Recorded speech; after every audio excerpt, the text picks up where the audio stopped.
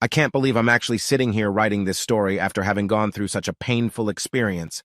I know there will be those among you who will hate reading this, and there will be those who will love it. So be it. My name is John David Martin, and I'm a policeman. No, that's not quite right. I'm more than a policeman. I'm an investigator with the Tyler County Special Crimes Task Force in Texas. My title is Special Agent in Charge. I'm good at what I do, and I rarely fail on a case assigned to me. I know that sounds egotistical, and in some ways it is, but I am also just stating the facts. I was on one case. It was a hot case. The rape of 2 young girls and the kidnapping of one of them. It made the news, and it will be on people's minds and memories for years to come. Everyone who knows me calls me JD, including my beautiful wife, Allison, Allie. We have been married for 5 years and have no children. I think our marriage is pretty normal, and most of the time I would call it special. Allie is actually very pretty and sweet. We grew up together and have always been good friends, and it just grew into love and eventually engagement and then marriage. She was always the best thing that happened to me, and a lot of good things happened to me. Bill Jacobs, my boss, was the director of our task force, and years ago he developed a sympathy for me and my work. Because of that, I've had every opportunity for advancement, and I haven't missed any of them. I am 32 years old and second in command on the task force. I know that had a lot to do with Bill's support, but I also earned it by doing a great job. A year ago, Bill called me into his office and told me that there had been a double rape and that one of the girls was in the hospital and the other had been kidnapped. The girls were sisters, Mary and Janice Schindler. Mary was 16 years old and Janice was 17. According to Mary, their uncle Josh Schindler picked them up from school and took them to his lair. She said he and his friend Garvey Smithson repeatedly raped them. Mary was in pretty bad shape emotionally and physically, and the 2 men decided to take her to the hospital and leave with Janice. Both men had always been a bit unstable, but had never done anything like this before. Bill knew he didn't need to ask me to take the case, but he did. He told me that he felt that if anyone could find Janice and arrest Josh and Garvey, it would be me. I, like everyone else, was sick of the facts, so I agreed to take the case. I took Gina Darling, one of our staff members who is paired with me most of the time, and drove to the hospital to meet with Mary. Gina does a fantastic job, and I trust her with my life. I knew she would be invaluable in talking to Mary. Mary's condition stabilized, and she was ready to testify with all the details she could remember. We, well, mostly Gina, carefully guided her through the whole ordeal, gathering as much information as we could without upsetting the young girl any more than she already was. She was incredibly brave and was able to tell us everything. When we were done, I told Mary that we would do everything we could to find Janice and bring her uncle and his friend to justice. I never make promises because you never know for sure what you can do, but I wanted to make a promise to this girl. I think she knew I would give it my all. Gina and I worked tirelessly on this case. We worked 18 hours a day for 3 days straight. In short, I was obsessed with the case, as was Gina. I'm sure this is where the cracks in my relationship with Ellie began. She complained to me that I was working too much. She complained that I was spending too much time with Gina. I looked at her as she trashed me and couldn't believe that this was my lovely wife. I told her there was a scared and abused 17-year-old girl who was counting on me to find her before they killed her, and I'll be damned if I was going to relax until I found her. I guess I pretty much told Ellie to get over it and stop being so selfish. Well, on the 4th day, we had a break. Someone spotted Garvey in Creighton, a small town on the border of our county. He went into a grocery store to buy some supplies and was seen by someone who recognized him. There were several pictures of Josh and Garvey in the papers, but not everyone had seen them yet. We were lucky this guy saw the news. Several SUVs with officers had pulled into Creighton, but when we got there, Garvey was nowhere to be seen. Presumably, he had just left town and headed south. I knew this part of the county pretty well, and devised a plan for how we could systematically check every possible hiding place in the area. We started by setting up a perimeter 10 miles from Creighton. We then began to spread out to cover the area. Once again, we got lucky. Just 3 hours after Garvey was spotted, we found a shack in the desert, and sure enough, Janice was there. She had been abused and beaten, but she was alive. We were able to call in a medical helicopter, and she was taken to a hospital in Tyler. Unfortunately, Josh and Garvey had somehow slipped past us and were nowhere to be seen. I knew they would be hard to find, but I was determined that they wouldn't get away with it.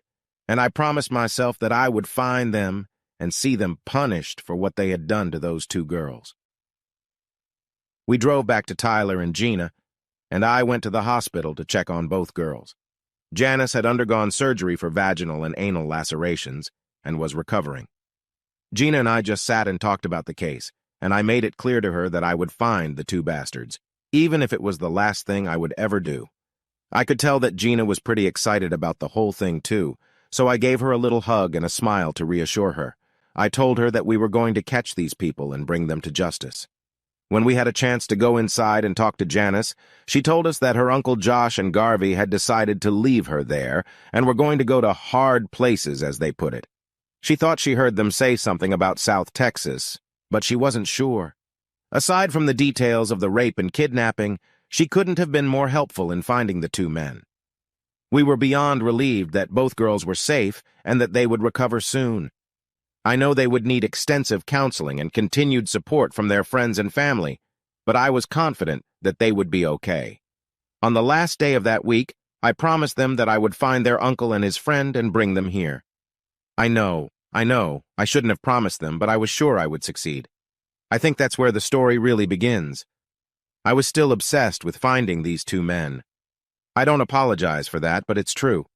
I spent most of my time working on the case. I followed trails that others thought were cold. I wanted justice, and I didn't want to break my promise to Mary and Janice. Needless to say, things got worse at home. Ellie kept telling me that it was foolish of me to work so hard on the case.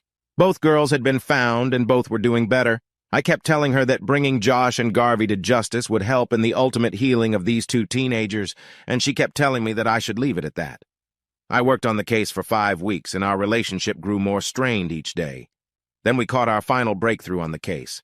It was Tuesday morning when I got word that the bastards had been arrested in Lake Charles, Louisiana, on a DUI charge the night before, and the arresting officer was a cousin of the police chief in Beaumont, Texas. Over the past 5 weeks, I had contacted the Beaumont police chief, one Manny Grayson, many times because I was following all the leads down south. He let me know that they were in custody in Lake Charles and would be held for the maximum number of days to give us time to consider extradition. In 2 days, all the paperwork to extradite the two men from Louisiana to Texas was processed, and I made arrangements to pick them up on Friday. I was going to drive to Beaumont and Manny. Gina and I were going to drive to Lake Charles and bring the prisoners back to Texas. I figured the trip would take me about 5 hours each way, so I planned to leave around 4 a.m. so we could pick up Josh and Garvey by 10 a.m. and be back in Tyler by 5 p.m. When I got up in the morning and was ready to leave, I leaned over Ellie and kissed her forehead. I said, "Goodbye, dear. When I get home tonight, this will all be over, and I will make it up to you for all the time I spent on this case." Her answer was less enthusiastic than I expected when she said, "Well, don't be in a hurry to come back because of me, J.D. I'm sure I'll find something to occupy myself with until you get back. I've been on my own for the last 6 weeks, so this is nothing new." It was just as bitchy as she'd been acting with me the whole time. I knew now that I hadn't paid enough attention to her, but I thought she knew how much I loved her, and that it was only temporary. I thought she would be beyond thrilled, but all I heard was sarcasm. I knew I would have to do a lot to make it up to her, and I was more than willing to do that. I missed her, too. But this case was very important to those girls, to our town, and to me. I would make it up to her. When I left the house, I was in full gear. I had everything I needed to bring these assholes back to the hands of justice with the death penalty. I arranged for Gina to come with me as I knew this case was special to her too, so I stopped at the police station and picked her up as we had agreed beforehand. We drove in silence for about 2 hours, both of us pondering our own thoughts about the events of the previous day. I glanced at her a couple times, and she was deep in her thoughts, so I said nothing. Suddenly, the silence was broken by the ringing of our phone. Gina picked it up and listened for a minute, then held it out to me, saying, "It's the chief." "It's J.D.," I said. "What's up, Chief?" "J.D., pull over so we can talk," he replied. I found a place to pull off the road, and Bill told me that Louisiana had rescinded the extradition order. Apparently, an enterprising assistant district attorney had gotten the idea to run a DNA comparison on Josh and Garvey, and had gotten information about an unsolved rape and murder 8 months earlier. Since they had a murder, along with the rape, it was decided that Louisiana would prosecute the case first, so we couldn't take them back to Texas with us. While Gina and I were not happy about not getting justice in our own jurisdiction, we both realized that their case had the greatest potential for the death penalty. In Texas, because there was no murder, we would probably only be able to put them away for life. We reluctantly agreed to leave the current prosecution to Louisiana. We didn't really have a choice. They had the bastards and we didn't. Nevertheless, I talked to Manny on the phone to be sure he would inform the Louisiana court system that the two should be held without bail, since they were clearly ready to flee and were facing additional criminal charges in Texas. He assured me that he would contact his cousin and that they would not be released.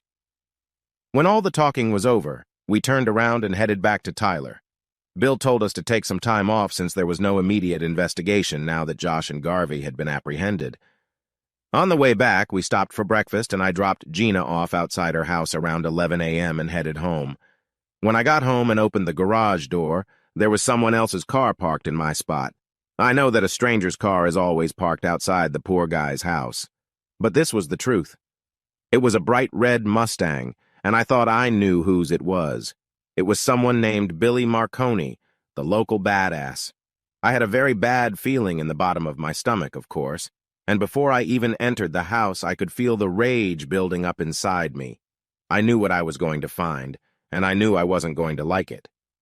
I quietly entered through the garage into the utility room, and from there I went through the kitchen, hallway, and up the stairs to the bedroom. There was no evidence around, as you might expect, no shoes or piles of clothes, but as I climbed the stairs, I heard them in the master bedroom. "Oh my God, Billy, you have me so good. Every time seems to get better than the last," Allie moaned. "Do you like it, Allie? It's better than your asshole of a husband, isn't it?" Billy replied. "Oh God, yes, Billy. You know how to make me feel like a total slut, and I love it.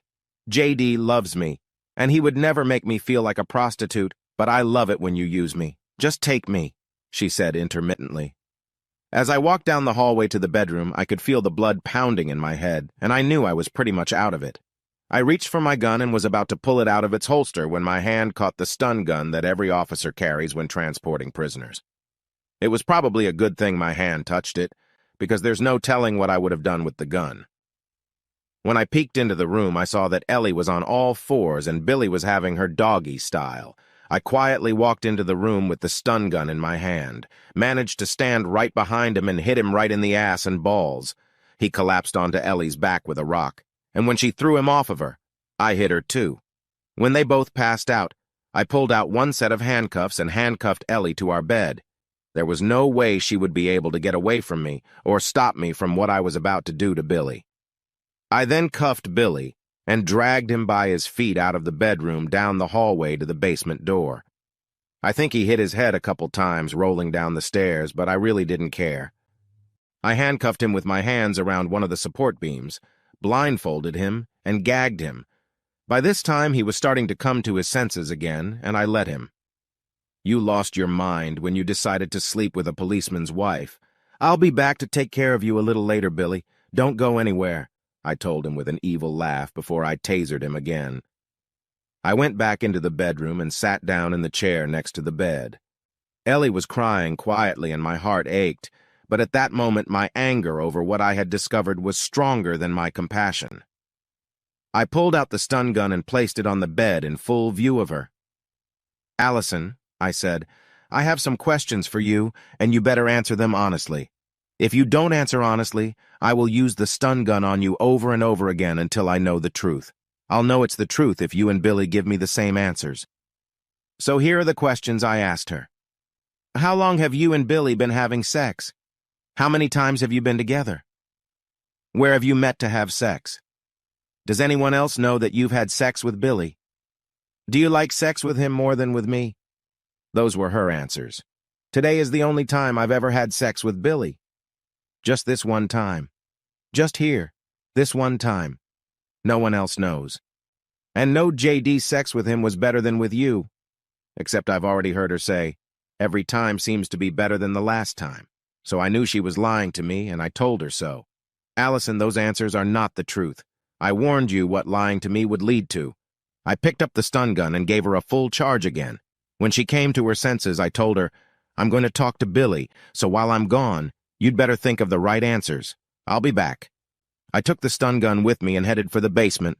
I knew almost exactly what was going to happen when I asked Billy the same questions. I knew he'd lie, and I knew I'd hit him a couple times. Believe me, I hoped he would. I growled at him. You piece of shit. I'll give you 10 seconds to tell me the truth.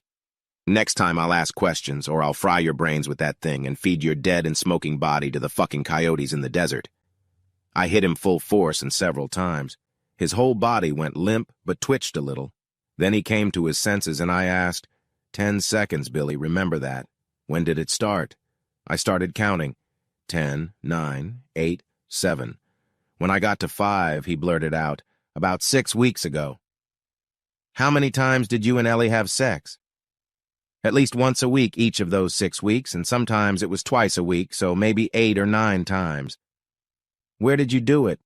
Always here in your bed. When you were going to be gone for a while, she'd call and I'd come over.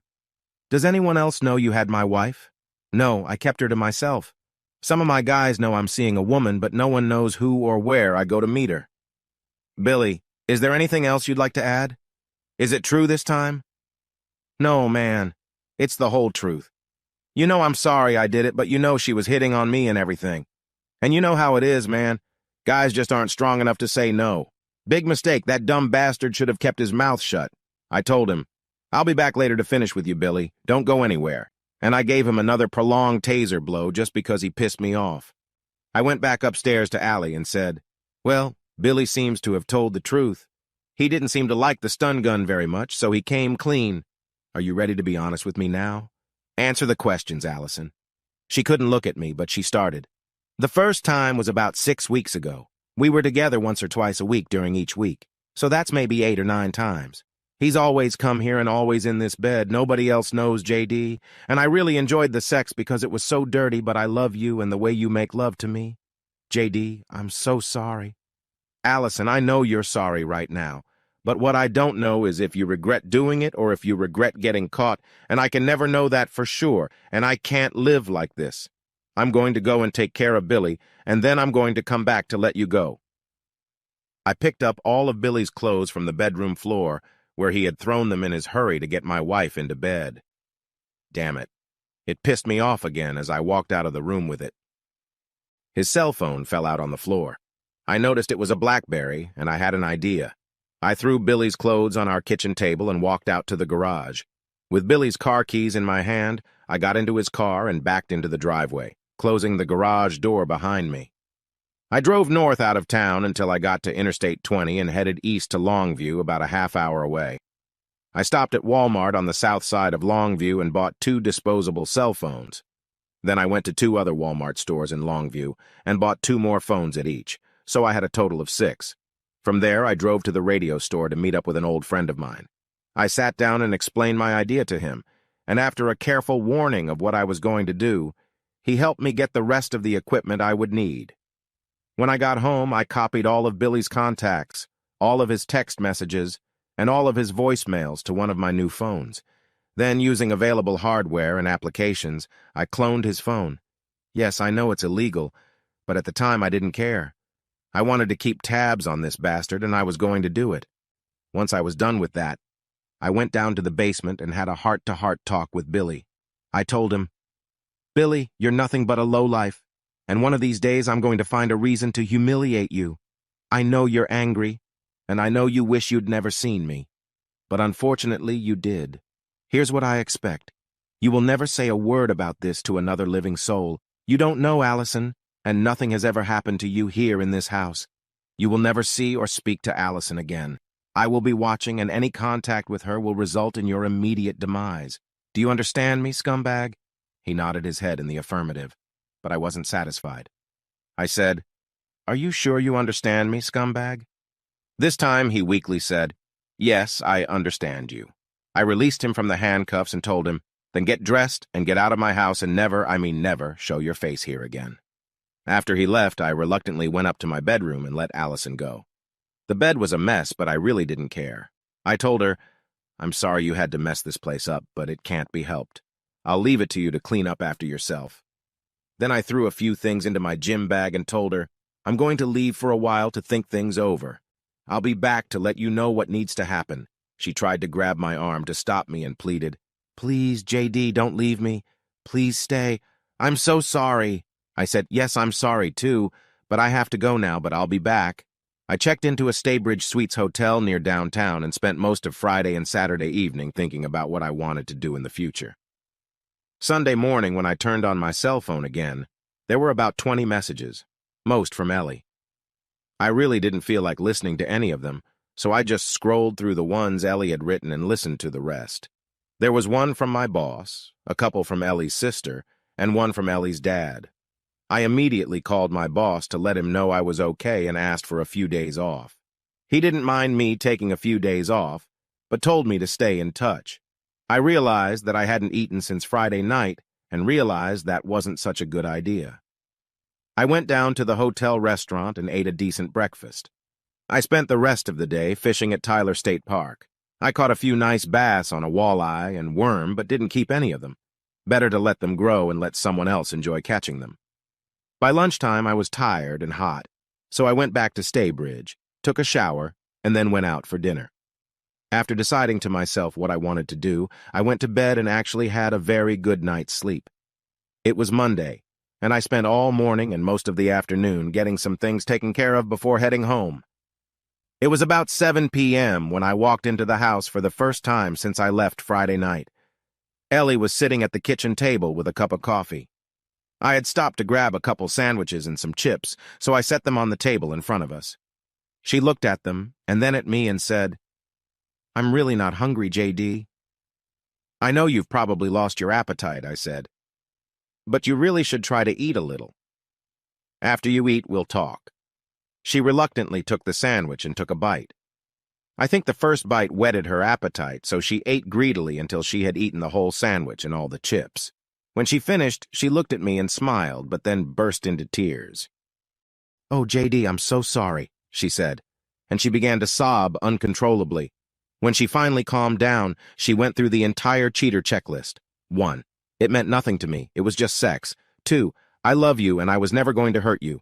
3. I was going to end it. 4. Part of the blame is on you because you were so obsessed and I was lonely and so on and so forth. When she was done, I asked, Are you done yet? I know who, when, and why, so the rest is irrelevant to me. None of your statements mean shit to me. It was sex, but with someone other than me, so you shouldn't have done it. If you loved me and didn't want to hurt me, you shouldn't have done it. And yes, of course you were going to end it. Maybe someday. And finally, if you were lonely, why weren't you spending time with your father or sister? No, you needed to find that bastard so you wouldn't feel lonely. And that was my fault? My effort and obsession, as you put it, was to apprehend the kidnappers and rapists. And as it turned out, they were also murderers.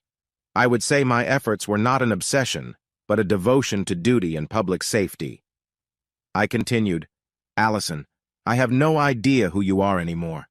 The woman I married would never do what you did. She would never have allowed herself to be treated the way Billy treated you, and she would never have thought so poorly of me that she would have betrayed me like you did. I have no idea where the woman I married is now, but I'm sure she's gone forever. I'm sure I can never get her back. It's too late for that. I'm also afraid that the man you married doesn't exist anymore either. I used to believe that if you did the right things in life, everything would be okay. I lived my whole life by that principle, and look where it got me. I don't believe it anymore. I don't think it matters what we do now.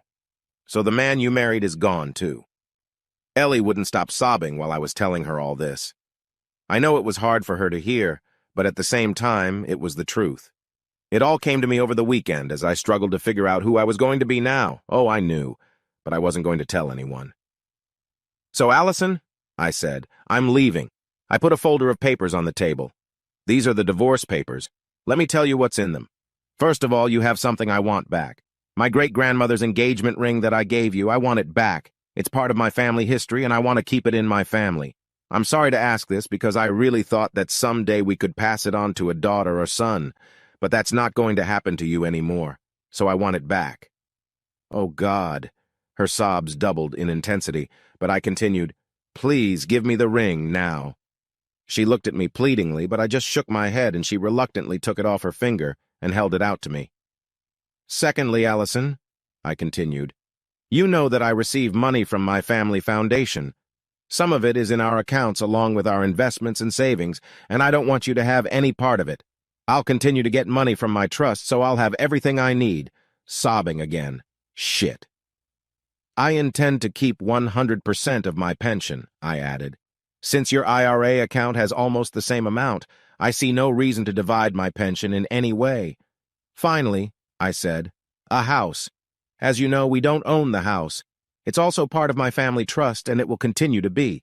That trust was set up long before you and I were married and will be considered premarital property.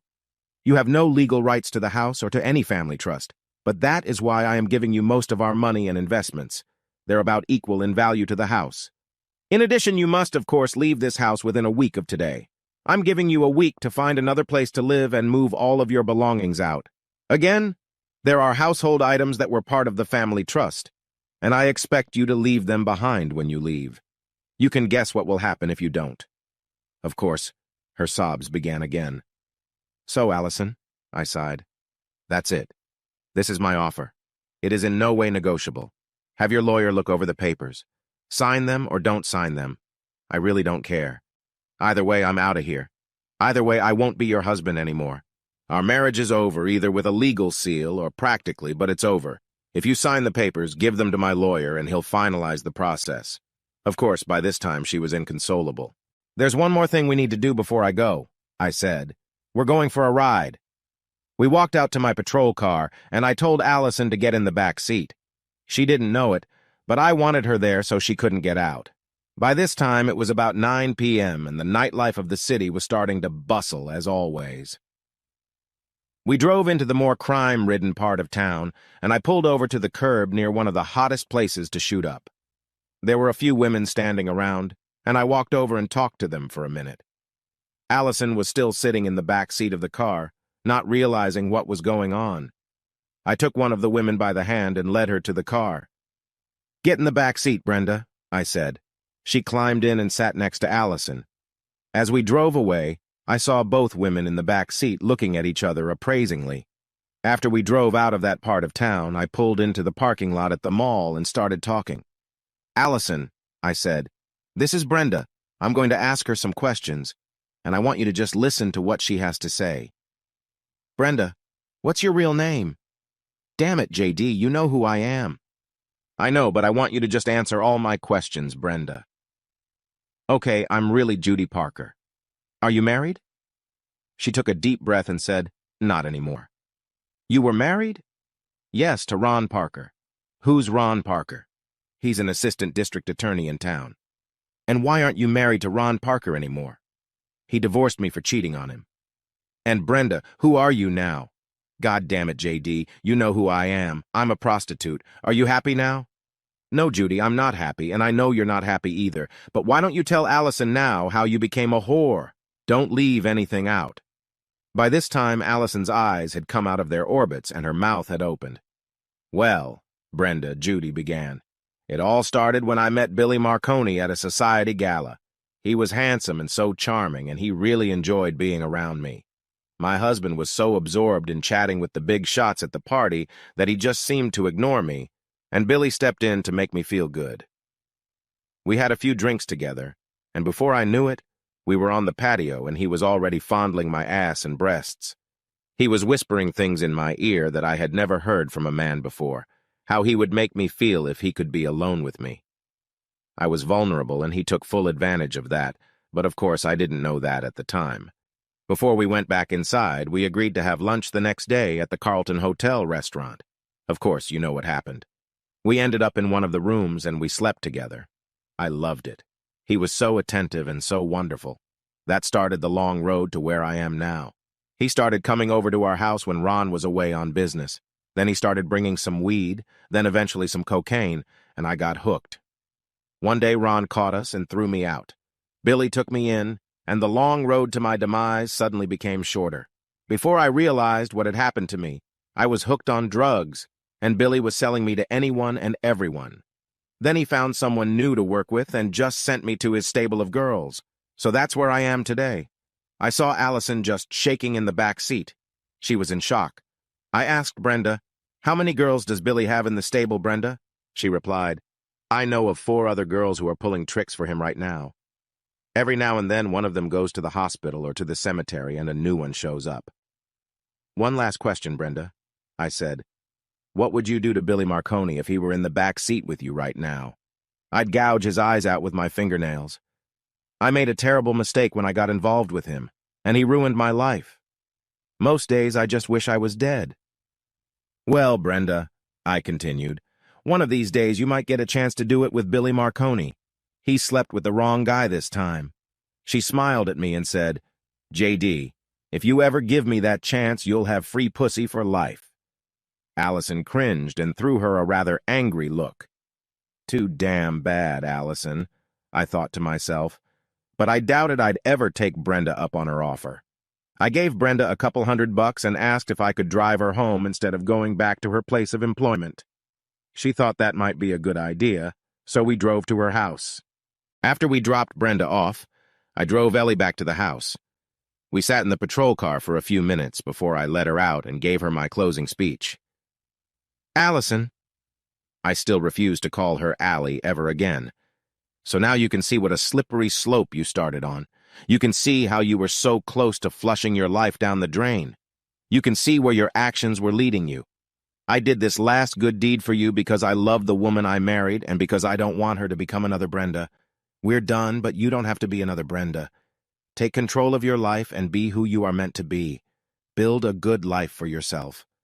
She started to say something, but I silenced her. "Allison, I have nothing more to say to you. It's too late to say anything. From now on, your future is completely in your own hands. Goodbye, now get out of the car." I opened the door to let her out, got back in the car, and drove off. My new life was about to begin soon, but that would have to wait.